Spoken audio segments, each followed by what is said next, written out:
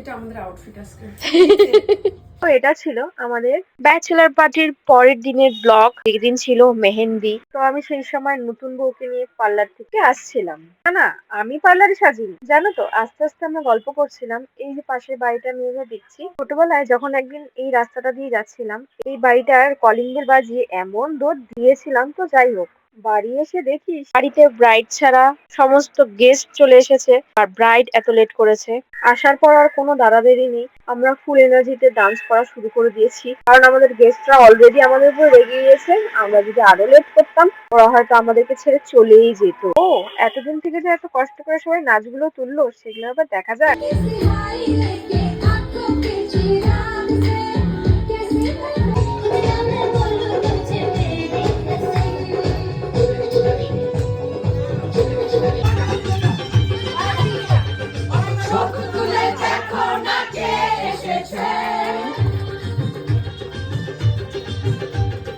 নতুন করে আবার বিয়ের সানাই বেজেছে,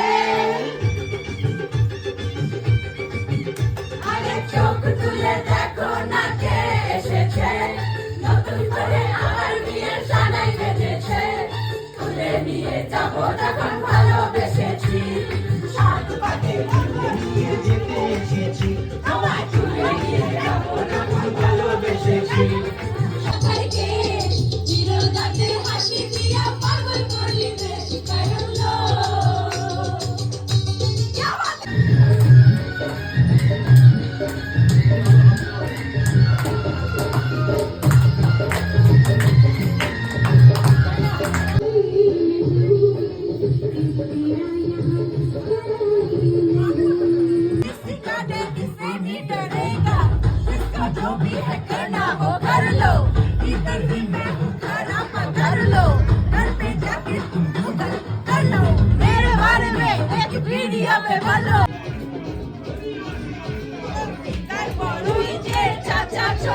তো এত নাচানাচির পর ফাইনালি আমাদের ফটো সেশন শুরু হয়। এই হাতটা দে না, এই হাতটা দে, এই হাতটা হ্যাঁ।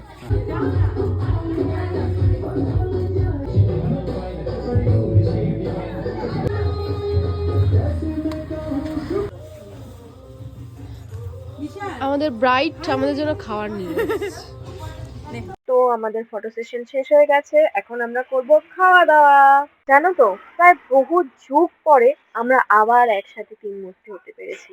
ছোটবেলায় সারাদিনের গল্প তিনজন তিনজনের সাথে শেয়ার না করলে আমাদের দিনের ভাতই হজম হতো না, কিন্তু এখন আমরা তিন মূর্তির তিন প্রান্তে থাকি। চাইলেও আমাদের আর কথা হয় না,